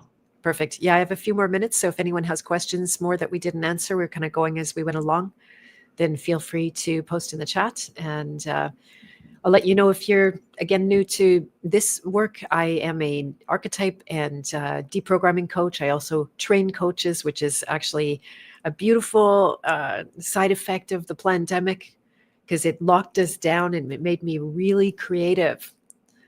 And I created something for the future that was going to stand and be of benefit to people and myself at the same time. So that's my baby right now. It's really amazing to work with those students for the long haul. It's a 7-month training. It's probably going to end up a longer training in the future. And they really do the biggest transformation of anyone.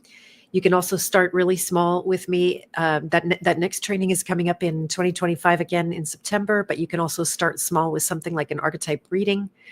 You can do one for free at my website, where you just for 10 minutes ask questions. I never get you to fill that out, Brandon, for some reason. I'll have to get your archetype done.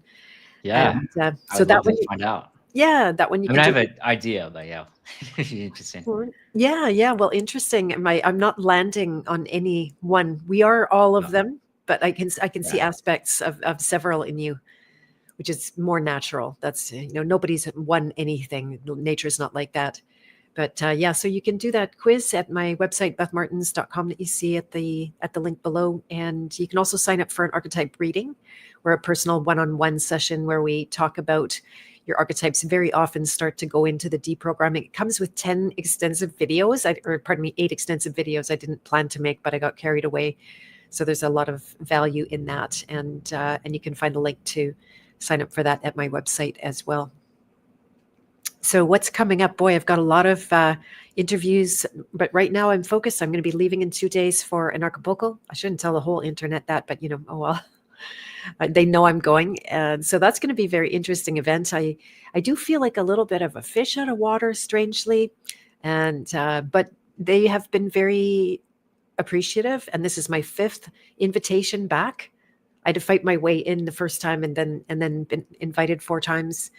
And so I really love them. If you want to make anyone wants to make a last second trip to Mexico, it would be worth it. I think they're moving out of Acapulco from the sounds of it. They've announced that because the travel is insane. It's literally taking me 4 days travel to go and be there for 7 days. Wow. Well, right now is a good time to travel to Mexico because their pesos weak compared to our dollar. So. Oh, good to hear. Yeah. Yeah. It's just, like good for me anyway. Right. Yeah. So that'll be a lot of fun. I'm not sure if I'm going to be doing any kind of podcasting from there. I'll probably share some pictures. Stay tuned to my Telegram channel. I almost always forget to. What do you mean? You don't film your whole life? I don't film my whole life. I like to participate in the life. I like to actually do the life and be alive. You don't want to vlog it? No, I feel like I should more. I watch how other people just rock star through. They don't garden without taking an amazing video or something like that. And I got mud up to here and no desire to turn a camera on. But yeah, so it's it promises. Actually, I just had an astro reading today, which is very rare for me. But I've a really great client. I'd like to shout out to her, Barbara Anderson. She is a wonderful astrologer.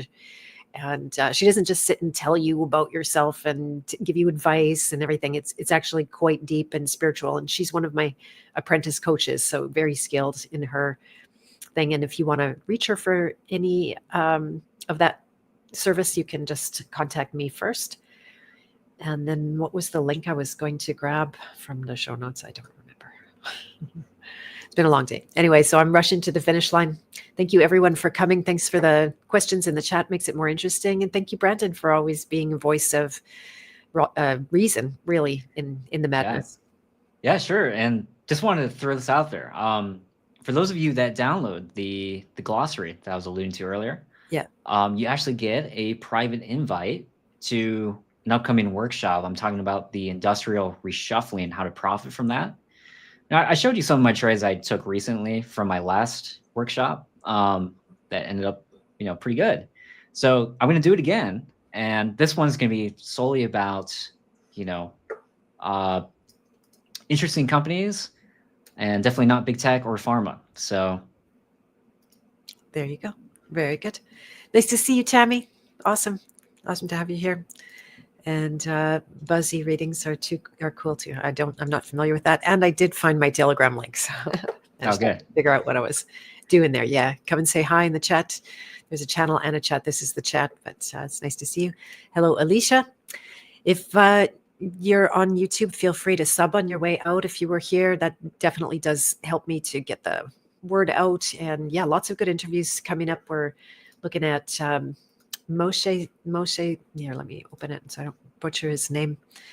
There's going to be Moshe Daniel Block coming up on the 27th of February, and Tony Rizak is the Basecamp for Men host of that podcast. We're going to talk a lot about masculine archetype.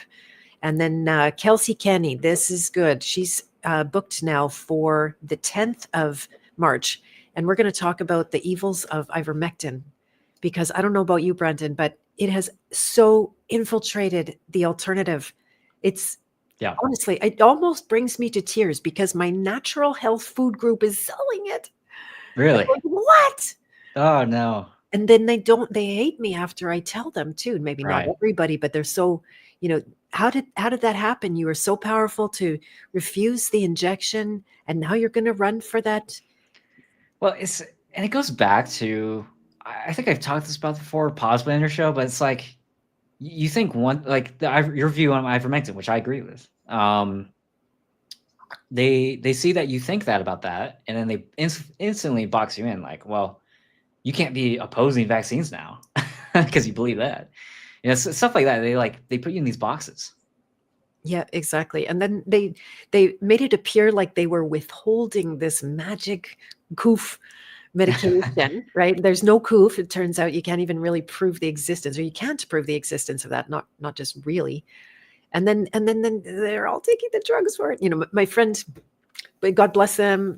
I'm not taking you guys down, but he was all on this. There's no coof. There's no coof. And then he calls me one day and he says, "I have the coof." And I'm like, no, you don't have the coof.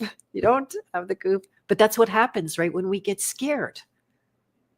That's the kind of flip that can happen. Part of yourself is not going to talk to the other part. They're not going to consult with each other, and you lose your intelligence. Yeah, it's sad. You know, I see that happening on the health level, the financial level, the mental level. It's just, there's so many fronts of, you know, these psychological things that really messes with us. And yeah, unfortunately, you know, a lot of people in the truth mean well, I think, but seems to be, and you've certainly exposed it with, you know, some of my helping, but on your own too, some of the let's just say the grifters in that space. Yeah, exactly. The last archetype I'll talk about is Crow is coming on the 3rd. I know that that's not necessarily your best friend there, Brendan, but he's coming Hey, on. I got nothing against the guy. Good. Yeah. They just refused me to have them on their show, but I don't really care. Right.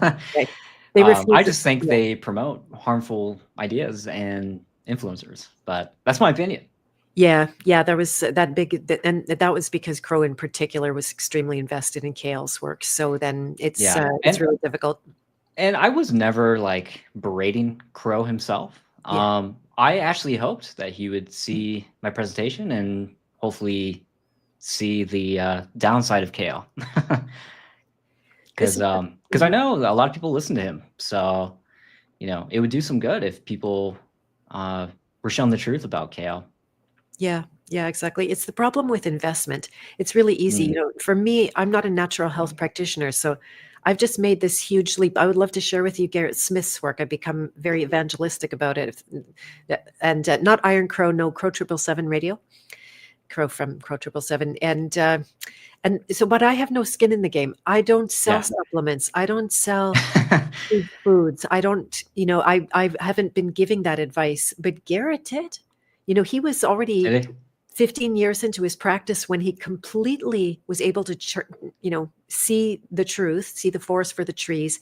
And he changed, even though he risked, he came clean. He said, okay, everybody, I put you on vitamin D. You're all off vitamin D. Now it's rat poison. Or I recommended vitamin C to you. Now I realize detox is oxidative. We're taking you all off the vitamin C. Sorry, but I know better now. And so that's good when someone can admit when they're wrong and correct it for everybody. Right. That's what we need more of. So shout out to that guy, Garrett. I know. And then it's also to allay the fear, right? That if you're afraid your livelihood is going to disappear, he's booming. Is he? Good. There's enough people now, thanks to me and probably many others, but the proof is there. The results are there. Yeah. I'm getting results as people get results. And it's an amazing thing. So don't think that that's somehow going to take you down and out just because you can't sell ivermectin anymore. Right. Or whatever it is. Or whatever, yeah. That's my soapbox for today. We'll be definitely getting more into that with Kelsey Kenny, who is a cellular and molecular biologist, really highly qualified to talk about this stuff. I do have maybe last thing, I don't know. Last thing, I have a video ready of hers that she already created.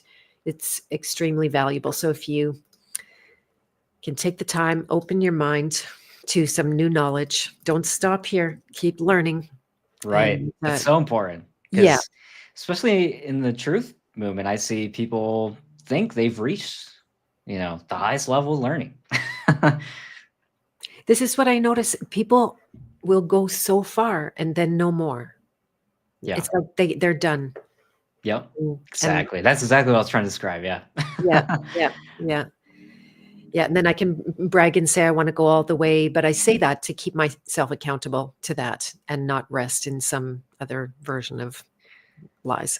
Oh, well, that's why I enjoy your work, Beth, and maybe one of the few shows that actually has me on because yeah, it's a rare thing nowadays that kind of thinking. So There you go. Well, thank you so much, Brennan, for taking the time and bringing your professional slideshow. I do recommend that people visit your Telegram and take you up on this free gift for anyone. I mean, I'm sort of like a money moron. I don't even want to know, but I did study this glossary because it helps me at least hear when you say option. Now I have half a clue what you're talking about, right, and I do plan on taking your course as well in investing because. trading.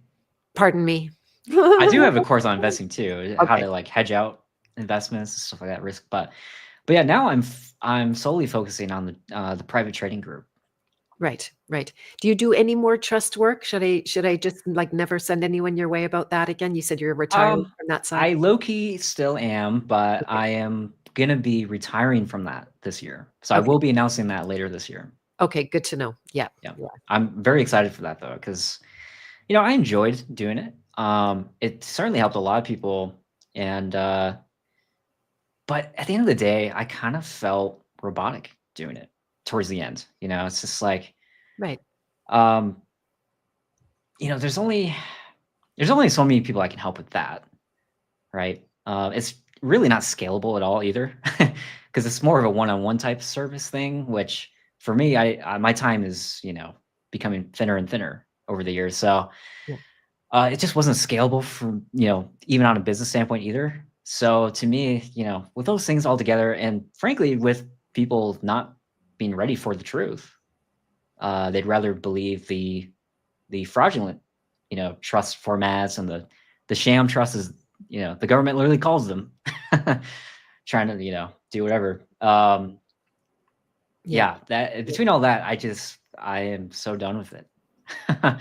But I definitely appreciate, all the people I worked with and continuing to work with. But yeah, I just felt like it was a right move for me. And plus, trading has always been more of a passion of mine. I really did the other service more as like a charity thing. I didn't need to do it, but now it's just like, yeah, I literally don't have time for it anymore. So had a good run, but yeah, I'm gonna be retiring from that this year. So I'll be announcing that later in my Telegram, other groups at some point, I'm sure. Okay, I'll keep people posted about that, and I appreciate that I was able to work with you in that way. I still am. So thank you again. Thanks to everyone in the chat. It's been a great interview. I'm going to go have burgers with my son with any luck. And I hope you guys have a beautiful rest of your day. I won't be on next week. I'll be in my travels, but tune in if you like to in Acapulco. You can use my code. By the way, if you want to get yourself a ticket, come live. You can use this code for savings. I believe it works on the virtual version as well. So if you wanted to catch all of that virtually instead of flying, then you could do that. All right, everyone, have a beautiful rest of your day. Bye for now. I'm going to play us out with my son, who is the Guitars, Guns, and Knives, and he calls himself Psycho on YouTube. And I'll grab a link while he's playing you out. Okay, bye for now, Brandon. Thank you. All right, bye, everybody. Bye.